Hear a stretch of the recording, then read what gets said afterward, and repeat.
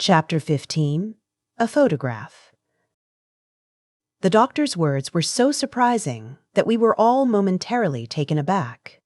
Here was a man stabbed with a dagger which we knew to have been stolen only 24 hours previously, and yet Dr. Durand asserted positively that he had been dead at least 48 hours. The whole thing was fantastic to the last extreme. We were still recovering from the surprise of the doctor's announcement when a telegram was brought to me. It had been sent up from the hotel to the villa. I tore it open. It was from Poirot and announced his return by the train arriving at Merlinville at 12:28. I looked at my watch and saw that I had just time to get comfortably to the station and meet him there. I felt that it was of the utmost importance that he should know at once of the new and startling developments in the case. Evidently, I reflected, Poirot had had no difficulty in finding what he wanted in Paris. The quickness of his return proved that. Very few hours had sufficed. I wondered how he would take the exciting news I had to impart. The train was some minutes late, and I strolled aimlessly up and down the platform until it occurred to me that I might pass the time by asking a few questions as to who had left Merlinville by the last train on the evening of the tragedy. I approached the chief porter, an intelligent-looking man, and had little difficulty in persuading him to enter upon the subject. It was a disgrace to the police, he hotly affirmed, that such brigands of assassins should be allowed to go about unpunished. I hinted that there was some possibility they might have left by the midnight train, but he negatived the idea decidedly. He would have noticed 2 foreigners, he was sure of it. Only about 20 people had left by the train, and he could not have failed to observe them. I do not know what put the idea into my head. Possibly it was the deep anxiety underlying Martha Dobreuil's tones. But I asked suddenly, "Young Monsieur Renaud, he did not leave by that train, did he?" "Ah, no, monsieur. To arrive and start off again within half an hour, it would not be amusing, that." I stared at the man, the significance of his words almost escaping me. Then I saw.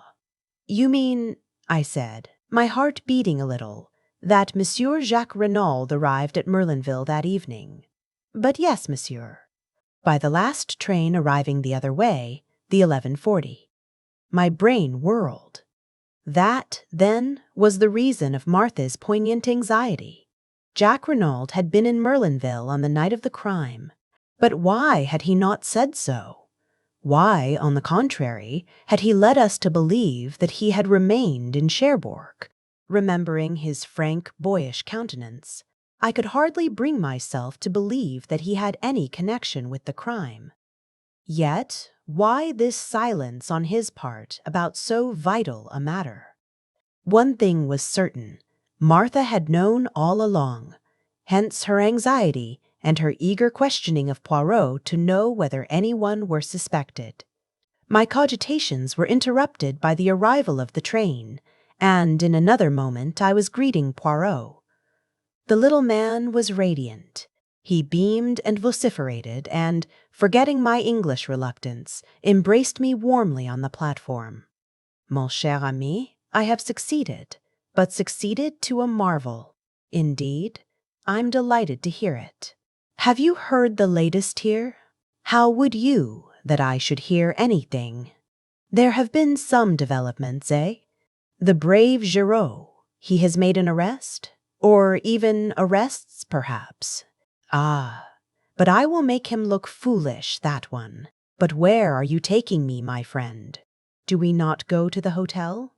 It is necessary that I attend to my mustaches. They are deplorably limp from the heat of traveling. Also, without doubt, there is dust on my coat and my tie that I must rearrange." I cut short his remonstrances. "My dear Poirot, never mind all that. We must go to the villa at once. There has been another murder. I have frequently been disappointed when fancying that I was giving news of importance to my friend. Either he has known it already, or he has dismissed it as irrelevant to the main issue. And in the latter case, events have usually proved him justified. But this time I could not complain of missing my effect. Never have I seen a man so flabbergasted. His jaw dropped. All the jauntiness went out of his bearing. He stared at me open-mouthed. "What is that you say? Another murder? Ah, then, I am all wrong. I have failed. Giraud may mock himself at me. He will have reason." "You did not expect it, then?" "I, not the least in the world. It demolishes my theory. It ruins everything. Ah, no." He stopped dead, thumping himself on the chest.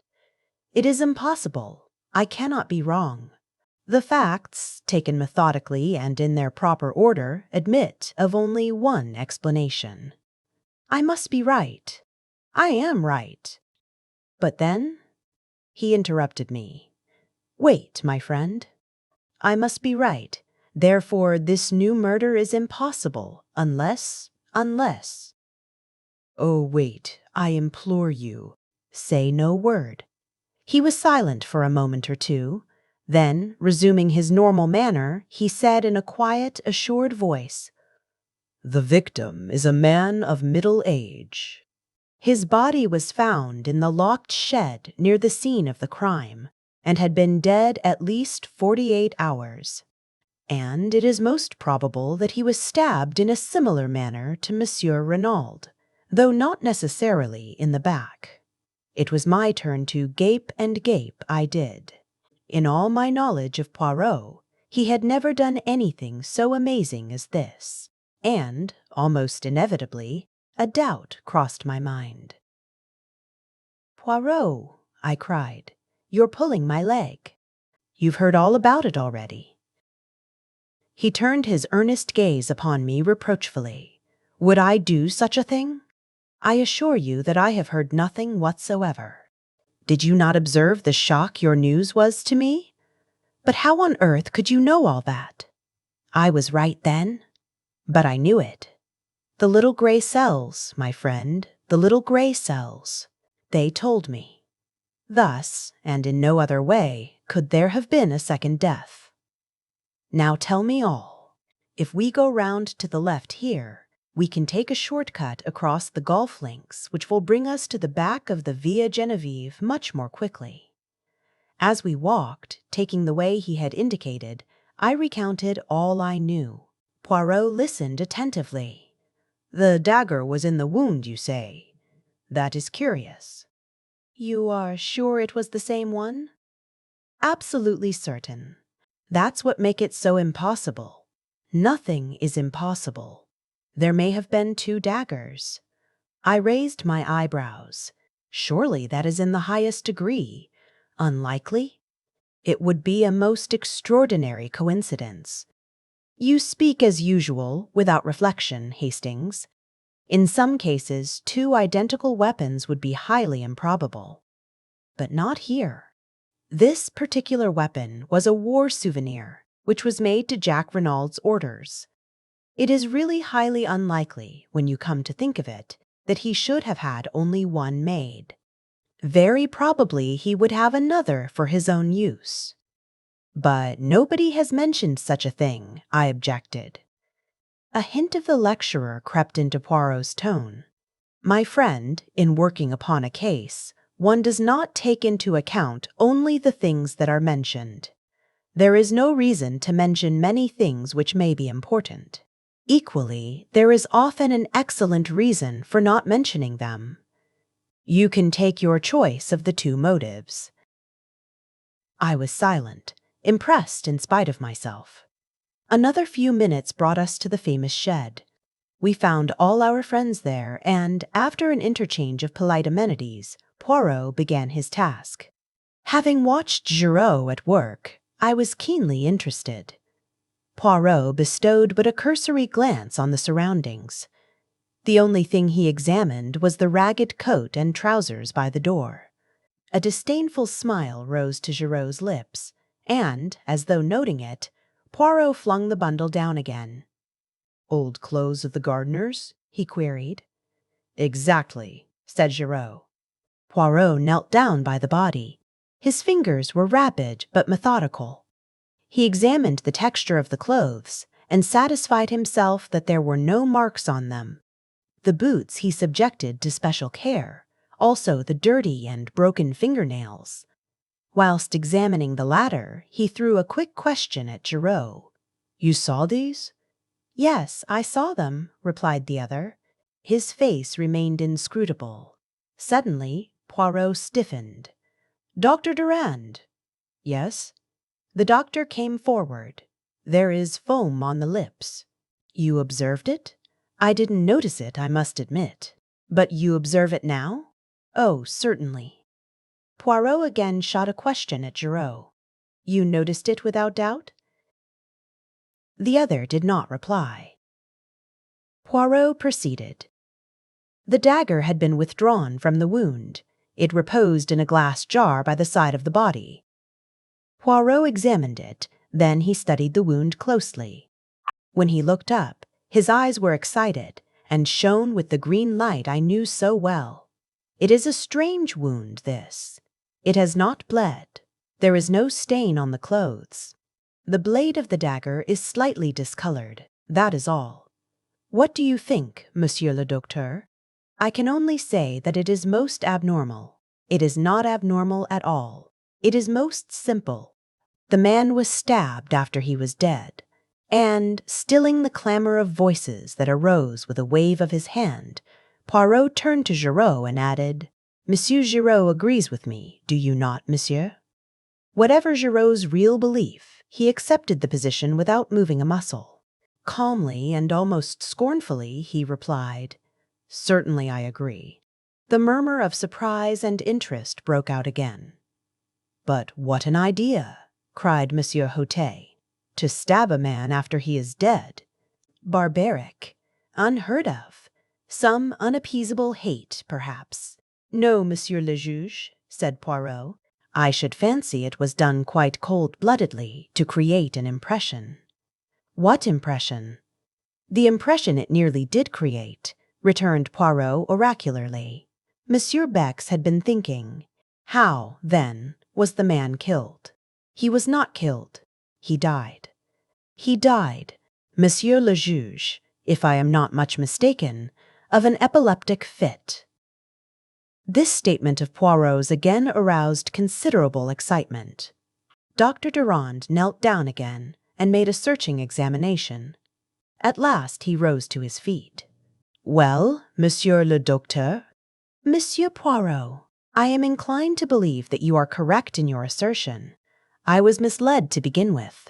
The incontrovertible fact that the man had been stabbed distracted my attention from any other indications." Poirot was the hero of the hour. The examining magistrate was profuse in compliments. Poirot responded gracefully, and then excused himself on the pretext that neither he nor I had yet lunched, and that he wished to repair the ravages of the journey. As we were about to leave the shed, Giraud approached us. "One more thing, Monsieur Poirot," he said, in his suave, mocking voice. "We found this coiled round the handle of the dagger. A woman's hair." "Ah," said Poirot. "A woman's hair? What woman's, I wonder?" "I wonder also," said Giraud. Then, with a bow, he left us. "He was insistent, the good Giraud," said Poirot thoughtfully, as we walked towards the hotel. "I wonder in what direction he hopes to mislead me." "A woman's hair?" We lunched heartily, but I found Poirot somewhat distrait and inattentive. Afterwards, we went up to our sitting-room, and there I begged him to tell me something of his mysterious journey to Paris. "Willingly, my friend." "I went to Paris to find this."